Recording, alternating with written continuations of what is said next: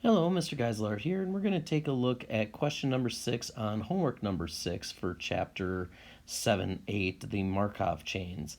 So, first thing I'm going to do is read through the question. Suppose there are two voting parties, A and B. Members of these parties may choose to switch parties at the end of each year.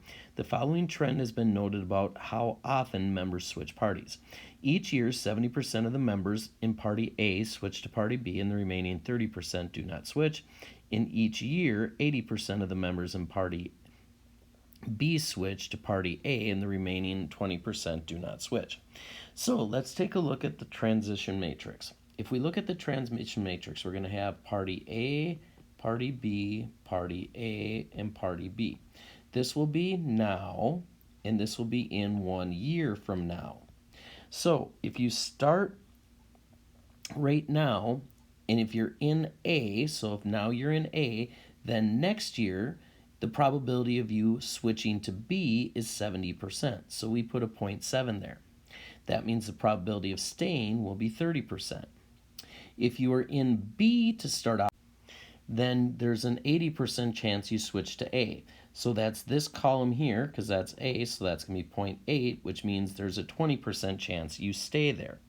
The next thing we need to do is look at what the initial matrix is. In other words, how many people started off in each party. So the initial matrix will just look like this. 380 for Party A and 210, let me change that, 210 for Party B. Then you multiply that by the transition matrix, which is going to be 0.3, 0.7, 0.8, and 0.2. When you do this multiplication, it will tell you after 1 year how many people are in Party A and in Party B. So when you do this multiplication in your calculator, you should end up with 282 and 308. So that's how many people are in Party A and Party B after 1 year.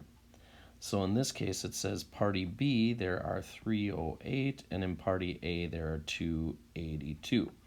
Now, in the next one, it's asking, well, in 3 years from now, how many will there be? Well, to do that, we just start again with our initial matrix of 380 and 210, and then we multiply it by our transition matrix of 0.3, 0.7, 0.8, and 0.2, and now we just have to raise that to the third power because we're doing this for 3 years. And here we get something like 306.5 and 283.5. Now, you can't have a half a person, so we'll round this to the nearest whole number. Now, we also have to be careful here a little bit. We can't round both of these up because then that would give us more people than what we actually started with. So for Party B, let's just say it's 284, and then for Party A, it's going to be 306, so that it still adds up to the right number of people that we started with.